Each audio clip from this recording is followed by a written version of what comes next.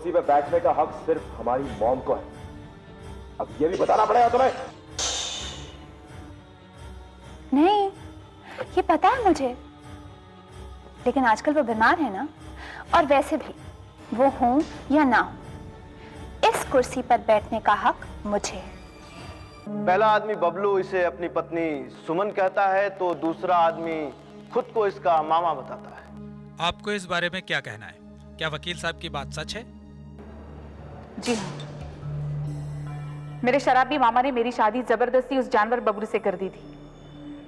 उसने मेरे माँ बाप ने मुझे दिया हुआ नाम किरण आहूजा को हटाकर सुमन रख दिया, लेकिन मेरा उस नाम से या उन लोगों से कोई संबंध नहीं है। मैं उन्हें कब का छोड़ चुकी हूँ।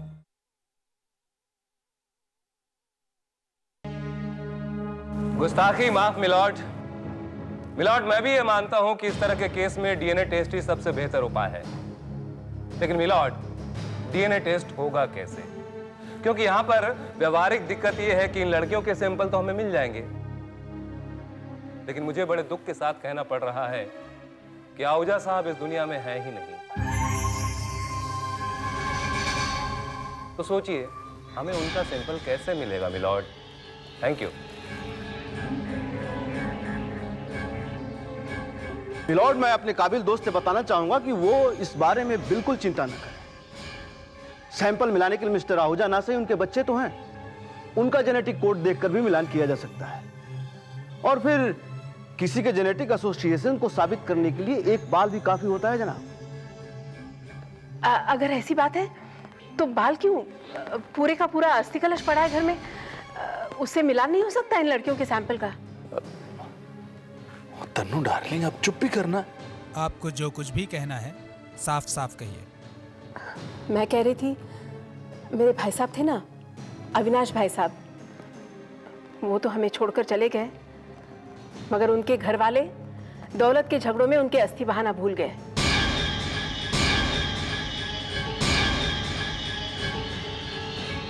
शायद उसी अस्थि की मदद से आज उनके सगे खून की पहचान हो सके।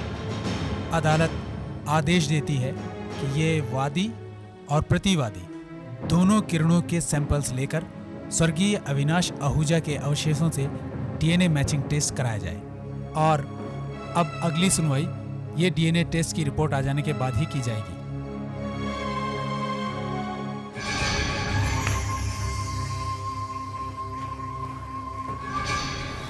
है जी? हाँ जी। क्या बात है, इतने परेशान क्यों? ये पिंजरे में कैद शेर की तरह टहल क्यों रहे हो? वो क्या है ना तन्नू डार्लिंग, मैं ये सोच रहा हूँ कि ये किरण पे जो कोर्ट में गोली चलाई है, किसने चलाई होगी? किसने चलाई होगी? अरे उसी ने चलाई होगी जिसे किरण के मरने से कोई फायदा हो। किरण के? ओए तन्नू डार्लिंग, ओए मैं तेरे को कहता हूँ तो ब्यूटी विदाउट ब्रेन है, और ऐसा नहीं है भाई, तेरे में तो ब्रेन भी है? आप भी ना। अच्छा, एक बात तो बता। हाँ। वो कोर्ट में मैंने जो बात की अस्थि कलश वाली, उससे कोई नुकसान तो नहीं होगा ना? नहीं नहीं नहीं, घबराने की कोई बात नहीं। हाँ? क्या है अभी देखो, अगर डीएनए टेस्ट हो जाता है और ये पता लग जाता है कि दूसरी किरण जो आई है ये असली नहीं है, तो कोई प्रॉब्लम ही नहीं है ना। पहली किरण तो अपने हाथ में है, और अगर पता लग जाता है कि असली किरण है, तो फिर हमारी तन्नू डार्लिंग तो सब पे अपना जादू चला ही लेती है, फिर भी घबराने की कोई बात नहीं है। और अगर फिर भी कुछ रह जाए तो फिर मैं हूं ना, है? तुसी तो ग्रेट हो। वही वो तो मैं हूं। नहीं, मैं नहीं दूंगी मेरे पति के अस्थि कलश को। इतना कुछ हो चुका है इस घर में, अब क्या उनकी अस्थियों का अपमान भी होगा? मॉम प्लीज समझने की कोशिश कीजिए, ये कोर्ट का फैसला है। मैं नहीं मानती ऐसे कोर्ट ऑर्डर को। देखो, मेरे जीते जी इस घर में उनकी अस्थियों का अपमान नहीं होगा, समझे तुम? मॉम, आप समझने की कोशिश कीजिए। कोर्ट ने इस डीएनए टेस्ट का ऑर्डर देकर के एक तरीके से डैड के सम्मान की रक्षा ही तो की है। 2 लड़कियां ऑलरेडी इस घर में आ चुकी हैं किरण आहूजा बनकर। आज अगर ये टेस्ट नहीं हुआ ना, तो कल न जाने कितनी किरण हमारी प्रॉपर्टी की दावेदार बनकर आ जाएंगी। भैया ठीक कहते हैं मॉम, आप खुद सोचिए, डैड का सम्मान कैसे बचेगा? बार बार कोर्ट में उनका नाम उछलने से, या एक ही बार में पूरा मामला निपट जाने से? मॉम एक बार कोर्ट अपना फैसला सुना दे, फिर चाहे लोग कुछ भी बोले, कम से कम हमारे मन को तो तसल्ली हो जाएगी। हाँ। और फिर हमें पता भी चलेगा कि आखिर हमें किस किरण के साथ निपटना है। ठीक है, जो तुम्हें ठीक लगता है वो करो। मॉम, इसके अलावा हमारे पास और कोई चारा नहीं।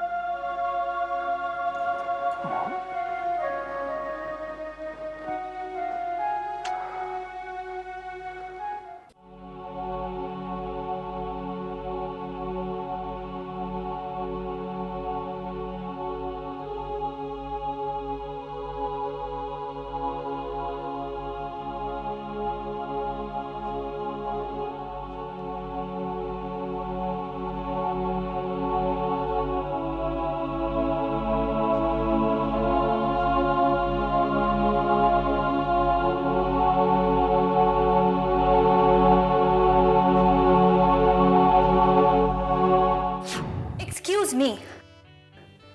It's okay, Mr. Avinash Ahuja. ये कोई पहली बार तो हुआ नहीं है ना? इससे पहले भी आप कभी वक्त पर नहीं आए, न मेरे लिए और न मेरी मम्मा के लिए।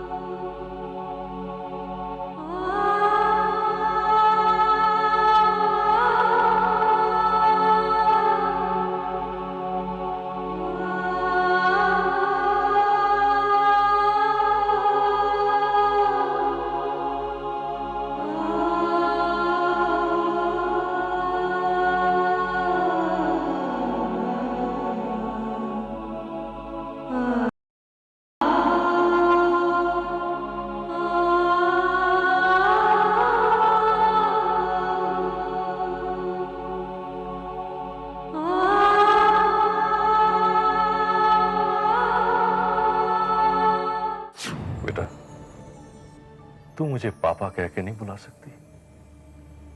मैं कब से तरस गया हूं तुम्हारे मुंह से ये लफ्ज सुनने के लिए। कम से कम जब अकेले होते तब तो पापा कहा करो मुझे। अकेले में? क्यों कहूं मैं अकेले में आपको पापा?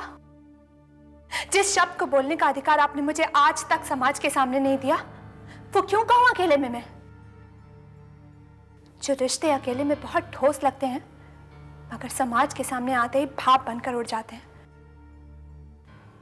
वो रिश्ते हमें सिर्फ पानी पानी कर सकते हैं। और ऐसे रिश्ते को नाम देकर मैं अपने मां के इंतजार का अपमान नहीं करना चाहती, जो उसने आपके लिए किया है, सालों साल किया है।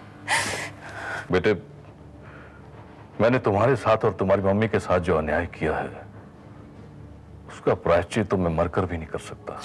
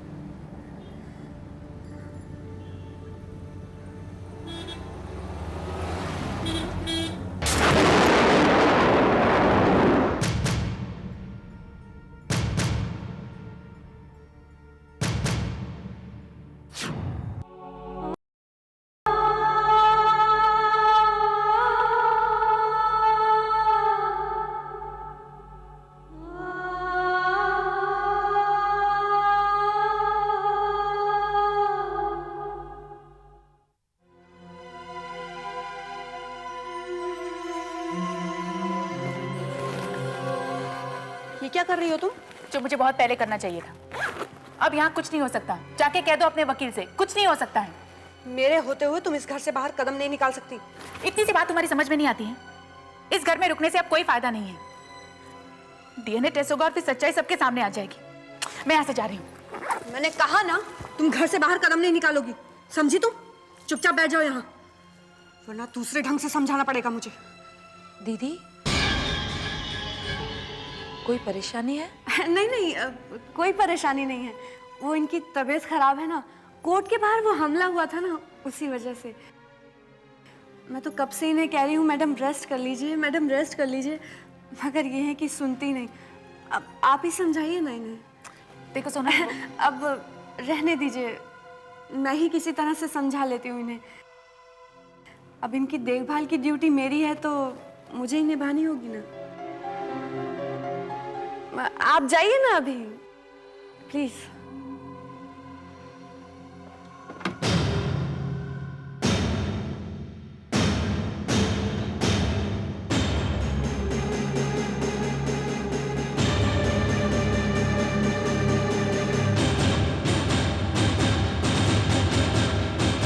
बोल रहा हूं, अब भी बता दे, अब भी बता दे। ज्यादा सख्त होने पे मजबूर मत कर मेरे को। नहीं कदम, पिटाइयों का इन पुराने पापियों पर कोई असर नहीं पड़ने वाला। अब देखो, इनका मुंह खुलवाने के लिए कितना आसान तरीका है मेरे पास। लेकिन हो सकता है कि मेरा तरीका भी काम ना है। हो सकता है कि आखिर तक ये तेजवानी, सुमन और अपनी तिकड़ी के फ्रॉड के बारे में हमें कुछ ना बताएं। ऐसे में तुम्हें पता है कि इनका क्या। सावंत सर, तू ये यहां सर? क्या बे, तेरी बीवी भाग गई फिर? ये तो तुम्हें अच्छी तरह पहचान गया है। कहो तो तुम्हारी बीवी को भी बुलवा लें, उसे भी अच्छी तरह पहचान जाएगा। अब बोलो, सच बोलते हो या? ले जाता हूं इनको कहीं, सर पे पिस्तौल रखता हूं और एनकाउंटर में उड़ा देता हूं। चले चल। नहीं साहब, मैं आपको सब सच सच बता देता हूं साहब, मैं आपको सब सच सच बता दूंगा। जिंदगी सलामत रही तो मौके 1000 मिलेंगे बेटा। हाँ हाँ।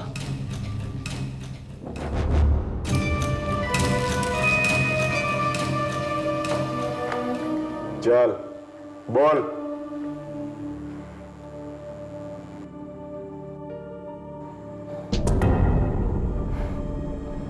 बताता हूं। हमारे इलाके का एक डॉन हुआ करता था, सिकंदर। मैं उसके लिए काम किया करता था। लेकिन मैं उसके लिए काम नहीं करता था सर, मां कसम, मैं उसके लिए काम नहीं करता था। हाँ, ये सही कह रहा है, ये उसके लिए काम नहीं किया करता था, लेकिन उससे पैसे लिया करता था।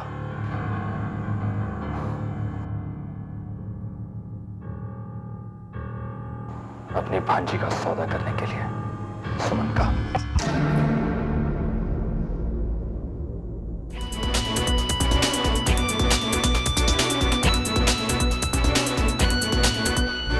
टेढ़ी मेढ़ी राह पे चलता ही जाए जो, लेके जा हथेली पे बढ़ता ही जाए जो। मुश्किलों को पीछे छोड़ दे, रुख हवाओं का मोड़ दे। मुश्किलों को पीछे छोड़ दे, रुख हवाओं का मोड़ दे। अपने नाम जो कर जाए हर बाजी, वही है खिलाड़ी, वही है खिलाड़ी। खिलाड़ी खिलाड़ी खिलाड़ी खिलाड़ी खिलाड़ी खिलाड़ी खिलाड़ी खिलाड़ी खिलाड़ी खिलाड़ी।